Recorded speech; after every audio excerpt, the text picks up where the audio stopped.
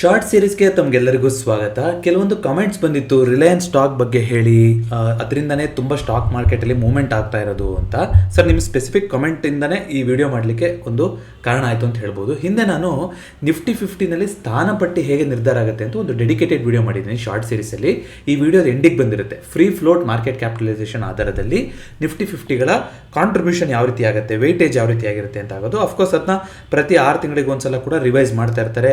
ಚೆನ್ನಾಗಿರೋ ಸ್ಟಾಕ್ಗಳು ಉಳ್ಕೊಳ್ತಾ ಇರುತ್ತೆ, ಚೆನ್ನಾಗಿಲ್ದಲ್ಲೇ ಇರೋದು ಆಚೆ ಹೋಗ್ತಾ ಇರುತ್ತೆ, ಅದನ್ನ ನೀವು ನೋಡಿರ್ತೀರ. ಸೊ ಇವತ್ತು ಸ್ಪೆಸಿಫಿಕ್ ಆಗಿ ನಾನು ಮಾತಾಡೋಕೆ ಬಂದಿರುವಂಥದ್ದು, ಇತ್ತೀಚೆಗೆ ಒಂದು ಹೊಸ ಸರ್ಕ್ಯುಲರ್ ಬಂದಿದೆ ಸೆಬಿ ಕಡೆಯಿಂದ. ಅದರದ್ದು ಏನಾಗಿದೆ ಅಂತ ತಿಳಿಸುವಂಥ ಪ್ರಯತ್ನ. ನೋಡಿ, ಸೆಬಿನಲ್ಲಿ ಈಗ 30 ಅಕ್ಟೋಬರ್ನೇ ತಾರೀಕು implementation of eligibility criteria for derivatives on existing non benchmark index. Non benchmark indices ಅಂದರೆ ಯಾವುದು? ನಿಫ್ಟಿ 50, ನಿಫ್ಟಿ 500 ಇದು ಬಿಟ್ಟು ಇನ್ನೆಲ್ಲದೂ ಕೂಡ ನಾನ್ ಬೆಂಚ್ ಮಾರ್ಕಿಂಗ್. ಅದನ್ನ ಸೆಕ್ಟೋರಲ್ ಇಂಡಿಸೀಸ್ ಅಂತಲೇ ಕರಿತೀವಿ. ಅದು ಬ್ಯಾಂಕ್ ನಿಫ್ಟಿ ಆಗಿರ್ಬೋದು, ಆಟೋ ಆಗಿರ್ಬೋದು, ಫಿನ್ ನಿಫ್ಟಿ ಆಗಿರ್ಬೋದು, ಎಲ್ಲದೂ ಕೂಡ ಅದೇ ರೀತಿಯಾಗಿ. ಸೊ ಆ ಸರ್ಕ್ಯುಲರಲ್ಲಿ ಏನಿದೆ ಅಂತ ನೀವು ಸ್ವಲ್ಪ ಒಳಗಡೆ ಹೋಗ್ಬಿಟ್ಟು ನೋಡಿದ್ರೆ ಒಂದಿಷ್ಟು ಚೇಂಜಸ್ಗಳನ್ನು ತರಲಿಕ್ಕೆ ಬಯಸ್ತಾ ಇದ್ದಾರೆ. ಯಾವಾಗಿಂದ ಇದು ಹಿಂದೆನೇ ನಡೆದಿತ್ತು, ಪಬ್ಲಿಕ್ ಕನ್ಸಲ್ಟೇಷನ್ ಆಗಿತ್ತು, ಅದೆಲ್ಲದ್ರ ಮೇಲೆ ನಾನ್ ಬೆಂಚ್ ಮಾರ್ಕಿಂಗ್ ಇಂಡೆಕ್ಸಸ್, ನಾನಾಗಲೇ ಹೇಳ್ದಂಗೆ ಯಾವ ಸೆಕ್ಟರಲ್ ಇಂಡೆಕ್ಸಸ್ ಇದೆಯೋ ಅದೆಲ್ಲದ್ರಲ್ಲೂ ಕೂಡ ಇನ್ಮೇಲೆ ಒಂದು ಇಂಡೆಕ್ಸ್ ಅಂತ ಫಾರ್ಮ್ ಮಾಡಬೇಕು ಅಂದರೆ ಅದರಲ್ಲಿ ಮಿನಿಮಮ್ 14 ಕಾನ್ಸ್ಟಿಟ್ಯೂಯೆನ್ಸ್ ಇರಬೇಕು. ಇದು ಸೆಬಿಯಿಂದ ಬಂದಿರುವಂಥದ್ದು. 14 ಕಾನ್ಸ್ಟಿಟ್ಯೂಯೆನ್ಸ್ ಅಂದರೆ ಏನು? 14 ಕಂಪನಿಗಳ ಗುಚ್ಛ ಆಗಿ ಒಂದು ಇಂಡೆಕ್ಸ್ ಆಗಿರಬೇಕು ಅಂತ. ಉದಾಹರಣೆಗೆ ಹೇಳ್ತೀನಿ ನಿಮಗೆ. ಈಗ ನಮ್ಮ ಬ್ಯಾಂಕ್ ನಿಫ್ಟಿ ನೋಡ್ಕೊಂಡು ಬರೋದಾದ್ರೆ 12 ಬ್ಯಾಂಕ್ಗಳಿದೆ ಅಷ್ಟೇ. 12 ಬ್ಯಾಂಕ್ಗಳು ಸೇರ್ಕೊಂಡ್ಬಿಟ್ಟು ಒಂದು ಬ್ಯಾಂಕ್ ನಿಫ್ಟಿ ಅಂತ ಇಂಡೆಕ್ಸ್ ಆಗಿದೆ. ಈಗ ಮಿನಿಮಮ್ 14 ಇರಬೇಕು ಅನ್ನೋದಾದರೆ ಇನ್ನು 2 ಕಂಪನಿಗಳು ಬ್ಯಾಂಕ್ ನಿಫ್ಟಿ ಇಂಡೆಕ್ಸಿಗೆ ಸೇರ್ಕೋಬೇಕಾಗತ್ತೆ, ಈ ರೂಲ್ಸ್ ಜಾರಿ ಆಗಬೇಕು ಅಂತಂದರೆ. ಅದೇ ರೀತಿಯಾಗಿ ಯಾವುದು ನಮ್ಮ ಫಿನ್ ನಿಫ್ಟಿ ನೋಡ್ಕೊಂಡು ಬಂದ್ಬೋಣ. ನಿಫ್ಟಿ ಫೈನಾನ್ಷಿಯಲ್ ಸರ್ವಿಸಸ್ ಅಂತ ಕೊಟ್ಟರೆ ಅದರಲ್ಲಿ ನೋಡಿ ಆಲ್ರೆಡಿ 20 ಸಿಂಬಲ್ ಇದೆ. ಸೊ ಇದರಲ್ಲಿ ಏನು ಬದಲಾವಣೆ ಇಲ್ಲ. ಮಿನಿಮಮ್ ಎಷ್ಟಿರಬೇಕು? 14 ಇರಬೇಕು ಅಂತ. ಯಾಕಂದರೆ ಫಿನ್ ನಿಫ್ಟಿನಲ್ಲಿ ನಿಮ್ಗೆ ಗೊತ್ತಿದೆ, ಒಂದಿಷ್ಟು NBFC ಕಂಪ್ನಿಗಳು ಸೇರ್ಕೊಳುತ್ತೆ, ಇನ್ಶೂರೆನ್ಸ್ ಕಂಪ್ನಿಗಳು ಸೇರ್ಕೊಂಡಿರುತ್ತೆ, ಇದೆಲ್ಲದನ್ನು ಸೇರಿಸ್ಬಿಟ್ಟು ಬ್ಯಾಂಕಿಂಗ್ ಕಂಪ್ನಿಗಳು ಇರುತ್ತೆ, ಇದೆಲ್ಲ ಸೇರಿಸ್ಬಿಟ್ಟು ಅದೇನಾಗ್ತಾ ಹೋಗುತ್ತೆ ಫಿನ್ ನಿಫ್ಟಿ ಇಂಡೆಕ್ಸ್ ಆಗಿರೋದು. ಬಟ್ ಬ್ಯಾಂಕ್ ನಿಫ್ಟಿ ಅಂತ ನಾವು ನೋಡ್ತಾ ಬರೋದಾದರೆ ಅಲ್ಲಿ 12 ಇರೋದು, ಬರೀ ಬ್ಯಾಂಕ್ಗಳೇ ಇದ್ದಿದ್ದು. ಅಂದರೆ ಇನ್ನೂ 2 ಹೊಸ ಬ್ಯಾಂಕ್ಗಳು ಬಂದು ಆ್ಯಡ್ ಆಗುತ್ತೆ. ಯಾಕೆ ಇಂಪಾರ್ಟೆಂಟು ಇದು ಅನ್ನೋದನ್ನು ಹೇಳ್ತಾ ಇದ್ದೀನಿ ಈ ಸರ್ಕ್ಯುಲರು. ಜೊತೆಗೆ ಟಾಪ್ ಕಾನ್ಸ್ಟಿಟ್ಯೂಯೆಂಟ್ಸ್ನ ವೆಯ್ಟು 20%ಗಿಂತ ಕಡಿಮೆ ಇರಬೇಕು ಅಂತ ಹೇಳ್ತಾ ಇದ್ದಾರೆ. ಇದಕ್ಕೆ ಕ್ಲಾರಿಫಿಕೇಶನ್ ಕೊಡೋದಕ್ಕೆ ನಾನೇನು ಮಾಡ್ತೀನಿ, ನಿಫ್ಟಿ ಇಂಡೆಸಿಸ್.com ಅಂತ ಇದೆ. ಇಲ್ಲಿ ನೀವು ಇಲ್ಲಿ ಬಂದರೆ ನಿಫ್ಟಿ 50ದು ಯಾವ ರೀತಿಯಾಗಿ ಮೆಥಡಾಲಜಿ, ಯಾವ ಸೆಕ್ಟರ್ ಜಾಸ್ತಿ ಕಾಂಟ್ರಿಬ್ಯೂಟ್ ಮಾಡ್ತಿರೋದು ನೀವು ನೋಡಿದ ಹಾಗೆ ಫೈನಾನ್ಷಿಯಲ್ ಸರ್ವಿಸಸ್ಸೇ ನಿಫ್ಟಿ 50ನಲ್ಲಿ ಮೇಜರ್ ಕಾಂಟ್ರಿಬ್ಯೂಟರು 36%. ಆಮೇಲೆ ಆಯಿಲ್ ಗ್ಯಾಸ್, ಅದಾದಮೇಲೆ IT, ಈ 3 ಸೆಕ್ಟರ್ ಚೇಂಜ್ ಆಯಿತು ಅಂದರೆ ನಿಫ್ಟಿನಲ್ಲಿ ದೊಡ್ಡ ಮೂವ್ಮೆಂಟ್ ಬರ್ತಾ ಹೋಗುತ್ತೆ. ಹಾಗಾಗಿ ನೀವೇನು ಹೇಳಿದಿರ ಸರ್ ರಿಲಯನ್ಸ್ ಇಂದನೇ ಅಂತ? ಇಲ್ಲ, ಹಿಂದೆ ಒಂದು ಕಾಲ ಇತ್ತು ರಿಲಯನ್ಸ್ ಟಾಪ್ 1 ಪೊಸಿಷನಲ್ಲಿ ಇತ್ತು. ಆದರೆ ಈಗ ಟಾಪ್ 1ನಲ್ಲಿ ಯಾವುದಿರೋದು ಅಂತ ನಿಮಗೆ ತೋರಿಸ್ತೀನಿ. ಇಲ್ಲಿ ಫ್ಯಾಕ್ಟ್ ಶೀಟ್ ಅಂತ ಇದೆ ನೋಡಿ, ಇದ್ರ ಮೇಲೆ ಕ್ಲಿಕ್ ಮಾಡಿದ್ರೆ ನಿಮ್ಗೆ ಗೊತ್ತಾಗ್ತಾ ಹೋಗುತ್ತೆ. ಟಾಪ್ ಕಾಂಟ್ರಿಬ್ಯೂಟರ್ ಯಾವ್ದು ಗೊತ್ತಾ? HDFC bank. ಎಷ್ಟು? 1 ಪಾಯಿಂಟ್ ಅಂದರೆ 1 ಪಾಯಿಂಟ್ ಮೂವ್ ಆಯಿತು ಅಂದರೆ 0.12% ಅಂದರೆ 12% ಓವರ್ ಆಲ್ ವೆಯ್ಟೇಜು ಇವ್ರದ್ರಲ್ಲೇ ಇದೆ, HDFC ಬ್ಯಾಂಕಲ್ಲೇ ಇದೆ. ರಿಲಯನ್ಸು 2ನೇ ಸ್ಥಾನದಲ್ಲಿದೆ, 8.53% ಅಷ್ಟೇ. ICICI bank 8.14%. ಅಂದರೆ ಒಟ್ಟಾರೆ ಇವು 3 ಸೇರಿಸಿದ್ರೆ ನಿಮ್ಗೆ ಎಷ್ಟಾಯಿತು? 28 ಆಯಿತು. ಅಂದರೆ ಕಾಲ್ ಭಾಗ ನಿಫ್ಟಿ, ಒಂದು ಕಾಲ್ ಪಾಯಿಂಟ್, 1 ಪಾಯಿಂಟ್ ಅಲ್ಲ, ಕಾಲ್ ಪಾಯಿಂಟ್ ಅಂದ್ಕೊಳ್ಳಿ, 0.25 ಬೇಸಿಸ್ ಪಾಯಿಂಟ್ಸ್ ಅಷ್ಟು ಮೂವ್ ಆಗಬೇಕು ಅಂದರೆ ಈ 3 ಕಂಪ್ನಿಗಳು HDFC bank, Reliance, ICICI bank 1 point movement ಆದರೆ ಸಾಕು. ಈ 3ರಲ್ಲೂ 1 ಪಾಯಿಂಟ್ ಮೂವ್ಮೆಂಟ್ ಬಂತು ಅಂದರೆ ಮೇಲಾಗಲಿ ಕೆಳಗಡೆ ಆಗಲಿ, ಮೇಲ್ಗಡೆ ಹೋಯ್ತು ಅಂದರೆ ನಿಫ್ಟಿನೂ ಕಾಲ್ ಪಾಯಿಂಟ್ ಮೇಲ್ಗಡೆ ಹೋಗುತ್ತೆ, ಕೆಳಗಡೆ ಬಂದರೆ ಕಾಲ್ ಪಾಯಿಂಟ್ ಕೆಳಗಡೆ ಬರುತ್ತೆ. ಓವರ್ ಆಲ್ ಇದರದ್ದೆಲ್ಲ ಅದ್ರ ನೆಕ್ಸ್ಟ್ ಸ್ಥಾನದಲ್ಲಿ ಏರ್ಟೆಲ್ ಬಂದಿದೆ ಈಗ, ಆಮೇಲೆ ಇನ್ಫೋಸಿಸ್ ಇದೆ, ಆಮೇಲೆ L&T ಇದೆ, TCS ಅನ್ನೋದು ಲಾಸ್ಟಿಗೆ ಬಂದುಬಿಟ್ಟಿದೆ ಈ ಲಿಸ್ಟಲ್ಲಿ, ಆಲ್ಮೋಸ್ಟ್ 10ನೇ ಸ್ಥಾನಕ್ಕೆ ಬಂದುಬಿಟ್ಟಿದೆ. ಬಟ್ ಇವೆಲ್ಲದನ್ನು ಸೇರಿಸ್ಕೊಂಡ್ರೆ ಇಲ್ಲ ನೀವು ಲೆಕ್ಕ ಹಾಕಿದ್ರೆ 12, 20, 28, 4, 32, 36, 40, 43, 46, 50, 48, 50. ಸೊ ಸರಿಸುಮಾರು 50% ಕಾಂಟ್ರಿಬ್ಯೂಷನ್ ನಿಫ್ಟಿ 50ನಲ್ಲಿ ಈ 10 ಸ್ಟಾಕ್ಗಳಿಂದ ಬರುತ್ತೆ. ರಿಲಯನ್ಸ್ ಇಂಪಾರ್ಟೆಂಟು ಹೌದು, ಆದರೆ ರಿಲಯನ್ಸೇ ಮಾರ್ಕೆಟ್ನ ಡ್ರೈವರು ಅನ್ನೋದೇನಿತ್ತು ಅದು ಇವಾಗ ಚೇಂಜ್ ಆಗಿದೆ. ಅದು HDFC ಬ್ಯಾಂಕ್ ಕಡೆಗೆ ಅಂತ ನಾವು ಹೇಳ್ತಾ ಹೋಗ್ಬೋದು. ಅದನ್ನು ಬಿಟ್ಟರೆ ನಿಮಗೆ ಓವರ್ ಆಲ್ ಸೆಕ್ಟರಲ್ಲಿ ಯಾವ ರೀತಿ ಆಗುತ್ತೆ ಇದು ನೋಡಿ, ಎವ್ರಿ 6 ಮಂತ್ಸ್ ಇದನ್ನ ಡೇಟಾ ಮಾಡೇ ಮಾಡ್ತಾರೆ. ಇದು ಬಂದಿರೋಂಥದ್ದು ಲೇಟೆಸ್ಟು October 31, 2025. 6 ಮಂತ್ಸ್ ಒನ್ಸ್ ಏನಾಗುತ್ತೆ, ಸೆಕ್ಟ್ರಲ್ ರೊಟೇಷನ್ ಆಗ್ತಾ ಹೋಗುತ್ತೆ, ಕಾನ್ಸ್ಟಿಟ್ಯೂಯೆಂಟ್ಸ್ಗಳನ್ನ ಚೇಂಜ್ ಮಾಡ್ತಾ ಹೋಗ್ತಾರೆ. ಯಾವ್ದಾದ್ರು ಚೆನ್ನಾಗಿಲ್ದೇ ಇರೋ ಸ್ಟಾಕ್ ಇದೆ ಅಂದರೆ ಆಚೆ ಹೋಗುತ್ತೆ, ನಿಫ್ಟಿ ನೆಕ್ಸ್ಟ್ 50ಇಂದ ಒಳಗಡೆ ಬರ್ತಾ ಹೋಗುತ್ತೆ. ಇದು ನಡೀತಾ ಇರೋಂಥ ಪ್ರಾಸೆಸ್ಸೇ.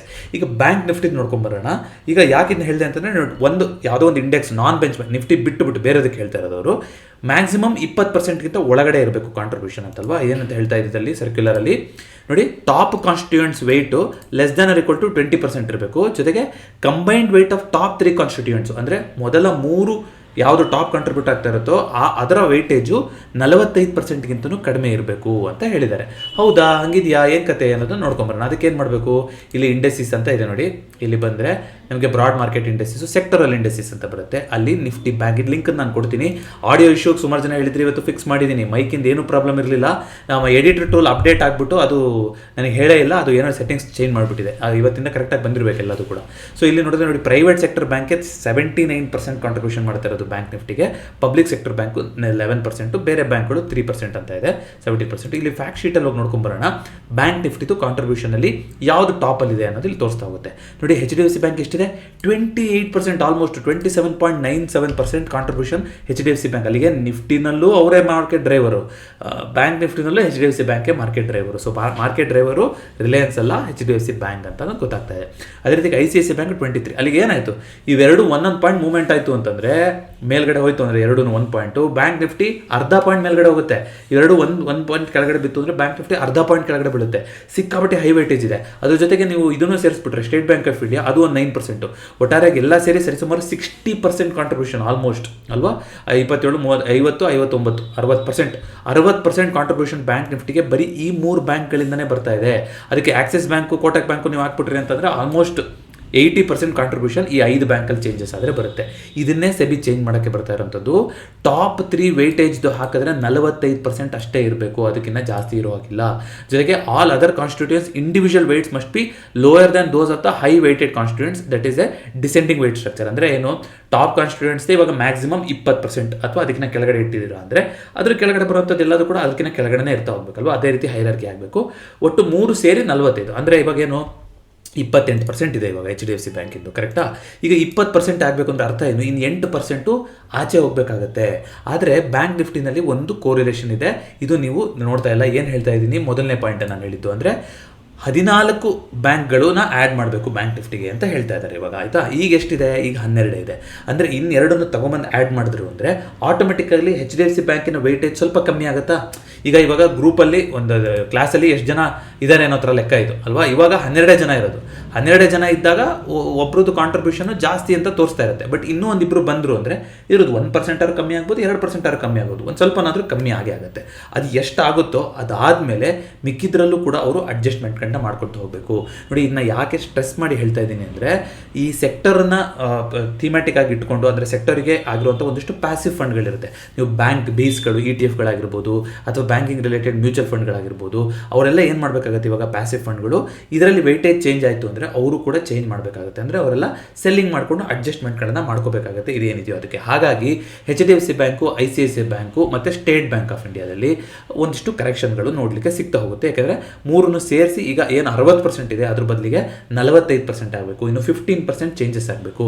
ಆದರೆ ಆ 15% ಚೇಂಜಸ್ ಪೂರ್ತಿ ಸೆಲ್ ಆಫಲ್ಲೇ ಆಗಬೇಕಾಗಿಲ್ಲ. ಯಾಕೆಂದರೆ ಇನ್ನೂ 2 ಹೊಸ ಬ್ಯಾಂಕ್ಗಳು ಬಂದು ಸೇರ್ಕೊಳುತ್ತೆ.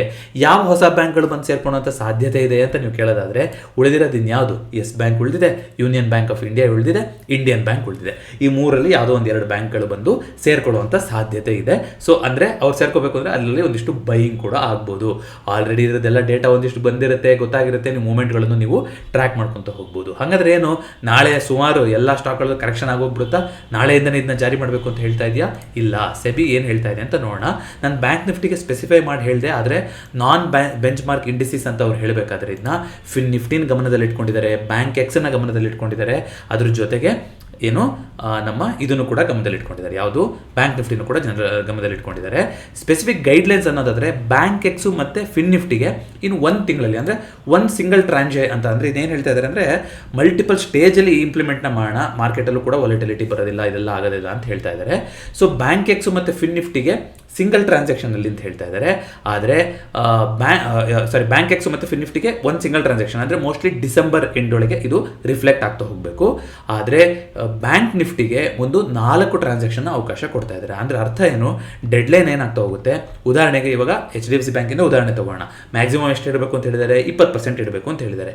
ಈಗ ಎಷ್ಟಿದೆ, 28% ಇದೆ. ಅಂದರೆ ಪ್ರತಿ ಹಂತದಲ್ಲಿ 2% ಕಮ್ಮಿ ಮಾಡಿಕೊಂಡು 20% ಏನಿದೆ ಮ್ಯಾಕ್ಸಿಮಮ್ ಗೈಡ್ಲೈನು ಅಲ್ಲಿಗೆ ಬಂದು ಕೂತ್ಕೊಳ್ಳೋ ಥರ ಮಾಡ್ತಾರೆ. ಇದಕ್ಕೆ ಟೈಮ್ ಕೊಟ್ಟಿರುವಂಥದ್ದು ಇಲ್ಲಿ ನೋಡೋದಾದರೆ ನೀವು ಬ್ಯಾಂಕ್ ನಿಫ್ಟಿಗೆ ಮಾರ್ಚ್ 31, 2026 ಅಲ್ಲಿ ತನಕ ಟೈಮ್ ಕೊಟ್ಟಿದ್ದಾರೆ. ಅದೇ ರೀತಿಯಾಗಿ ಬ್ಯಾಂಕ್ ಎಕ್ಸ್ ಮತ್ತು ಫಿನ್ ನಿಫ್ಟಿಗೆ ಡಿಸೆಂಬರ್ 31, 2025 ಅಷ್ಟರೊಳಗಡೆ ಈ ಚೇಂಜಸ್ ಆಗಬೇಕು ಅಂತ ಹೇಳಿದರೆ ಇದು very very important data. So hopefully ಇದರಿಂದ ಒಂದಿಷ್ಟು ಮಾಹಿತಿ ಸಿಕ್ಕಿದೆ ಅಂತ ಅನ್ಸುತ್ತೆ ನಿಮಗೆ. ಇದ್ರ ಜೊತೆಗೆ ಒಂದಿಷ್ಟು ನಾನು ಸೆಕ್ಟೋರಲ್ ರೊಟೇಷನ್ ಕೂಡ ತೋರಿಸ್ತಾ ಹೋಗ್ತೀನಿ. ನೋಡಿ, ಸೆಕ್ಟೋರಲ್ ರೊಟೇಷನ್ ಅಲ್ಲಿ ಫೈನಾನ್ಷಿಯಲ್ ಸರ್ವಿಸಸ್ ಅಲ್ಲಿ ಅತಿ ಹೆಚ್ಚು ಅಕ್ಯುಮುಲೇಟ್ ಮಾಡ್ಕೊಂಡಿರುವಂಥದ್ದು ಈಗ 30ನೇ ತಾರೀಕು ಪ್ರತಿ 15 ಫೋರ್ಟ್ನೈಟ್ ಬೇಸಿಸ್ ಅಲ್ಲಿ ಬರುತ್ತೆ. ಇದನ್ನ ನಾನು FIA DA ಡೇಟಾ ಸರಿಯಾಗಿ ತಿಳಿಯೋದು ಹೇಗೆ ಅಂತ ಒಂದು ವಿಡಿಯೋ ಮಾಡಿದ್ದೆ. ಅವ್ರು ಎಲ್ಲಿ ಹೋಗ್ತಾ ಇದ್ದಾರೆ, ಏನು ಕತೆ ಅನ್ನೋದು ಗೊತ್ತಾಗುತ್ತೆ ಅಂತ ಅದರಲ್ಲಿ ಎಕ್ಸ್ಪ್ಲೇನ್ ಮಾಡಿದ್ದೀನಿ. ಈ ವಿಡಿಯೋ ಎಂಟಿ ಕೊಟ್ಟಿರ್ತೀನಿ ನೋಡಿ. ಫೈನಾನ್ಷಿಯಲ್ ಸರ್ವಿಸಸ್ ಅಲ್ಲಿ ಬೈ ಮಾಡಿದ್ದಾರೆ, ಆಟೋದಲ್ಲಿ ಬೈ ಮಾಡಿದ್ದಾರೆ, metals mining, power, oil and gas, ಇದರಲ್ಲೆಲ್ಲ after a long time, oil and ಗ್ಯಾಸಲ್ಲಂತೂ after a long time buy ಮಾಡ್ತಾ ಇರೋದು. ಕ್ರೂಡು ಏನಾದ್ರು ಇಂಪ್ಯಾಕ್ಟ್ ಇದೆಯಾ ಗೊತ್ತಿಲ್ಲ ನೋಡಿ ತಾಳೆ ಹಾಕೋಬೇಕು ನೀವು. ಹಾಗಾದ್ರೆ ಎಲ್ಲಿ ಸೆಲ್ಲಿಂಗ್ ಕಂಟಿನ್ಯೂ ಆಗಿದೆ ಅಂದರೆ IT-ನಲ್ಲಿ ಸೆಲ್ಲಿಂಗ್ ಕಂಟಿನ್ಯೂ ಆಗ್ತಾ ಇದೆ ನೋಡಿ. ಕಂಟಿನ್ಯೂಸ್ ಆಗಿ 6 ಫೋರ್ಟ್ನೈಟಿಂದ ಸೆಲ್ ಮಾಡ್ತಾ ಬಂದಿದ್ದಾರೆ. ಹೆಲ್ತ್ ಕೇರ್ ಸೆಕ್ಟರಲ್ಲಿ ಸೆಲ್ಲಿಂಗ್ ಬರ್ತಾ ಇದೆ. FMCG-ನಲ್ಲಿ ಸೆಲ್ಲಿಂಗ್ ಶುರುವಾಗಿದೆ. ಇದು ಮೇಜರ್ ಸೆಲ್ಲಿಂಗ್ ಆಗಿರುವಂಥದ್ದು. ಇದು ಅಗೇನ್ 15 ಡೇಸ್ ಓಲ್ಡ್ ಡೇಟಾ. ಇದು 15 ಅಕ್ಟೋಬರ್ಗೆ ಸಿಕ್ಕಿರುವಂಥದ್ದು. 30 ಅಕ್ಟೋಬರ್ಗೆ ಬರಬೇಕಾಗಿತ್ತು, ಆದರೆ ಡೇಟಾ ಇನ್ನೂ ಬಂದಿಲ್ಲ. ಮೋಸ್ಟ್ಲಿ ಮಂಡೇ ಅಪ್ಡೇಟ್ ಆಗುತ್ತೆ. ಚಾರ್ಟ್ ಸ್ಟಾಕಲ್ಲಿ ನಾನು ಅಪ್ಡೇಟೆಡ್ ಡೇಟಾ ಏನಾದರೂ ಬಂದಿದ್ರೆ ಅದನ್ನ ಫಾಲೋ ಅಪ್ ಮಾಡಿ ಹೇಳ್ತೀನಿ. ಬಟ್ ಇದಿಷ್ಟು ಯಾವುದು ಮಾರ್ಕೆಟ್ನ ಡ್ರೈವರು, ಜೊತೆಗೆ ಬ್ಯಾಂಕ್ ನಿಫ್ಟಿನಲ್ಲಿ ಏನು ಚೇಂಜಸ್ ಬರುತ್ತೆ, ಇದರಿಂದ ಏನೇನು ಪರಿಣಾಮಗಳು ಆಗ್ಬೋದು ಅನ್ನೋದು ತಿಳಿಸ್ಕೊಡುವಂಥ ಪ್ರಯತ್ನ ಆಗಿತ್ತು. ಹೊಸ ಬ್ಯಾಂಕ್ಗಳು ಯಾವ್ದು ಆ್ಯಡ್ ಆಗ್ಬೋದು ಅಂತಲೂ ಹೇಳಿದ್ದೀನಿ. ಅದು ಊಹೆ ಅಷ್ಟೇ. ಇರೋದೇ 3-4 ಬ್ಯಾಂಕ್ಗಳು. ಅದರಲ್ಲಿ ಯಾವುದೋ 1-2 bank, Yes Bank, Union Bank of India, Indian Bank, ಈ 3ರಲ್ಲಿ 2 ಬ್ಯಾಂಕ್ಗಳು ಆ್ಯಡ್ ಆಗುವಂಥ ಸಾಧ್ಯತೆ ಇರುತ್ತೆ. ಈ ವಿಡಿಯೋ ನಿಮಗೆ ಇಷ್ಟ ಆಗಿದೆ, ಹೆಲ್ಪ್ಫುಲ್ ಆಗಿದೆ ಅಂತಂದರೆ ದಯವಿಟ್ಟು ವಿಡಿಯೋನ ಲೈಕ್ ಮಾಡಿ, ಹಾಗೂ ವಿಡಿಯೋ ಕೆಳಗೆ ಕಮೆಂಟ್ನ ತಿಳಿಸಿ ನಿಮ್ಮ ಅಭಿಪ್ರಾಯ ಏನೇ ಇದ್ರೂ. ಹಾಗೆ ಮರಿದೇ ಚಾನಲ್ಗೆ ಸಬ್ಸ್ಕ್ರೈಬ್ ಮಾಡಿ ಅಂತ ಕೇಳ್ಕೊತೀನಿ. ಮತ್ತೊಂದು ಶಾರ್ಟ್ ಸೀರೀಸ್ನೊಂದಿಗೆ ಭೇಟಿಯಾಗೋಣ. ಎಲ್ಲರಿಗೂ ನಮಸ್ಕಾರ.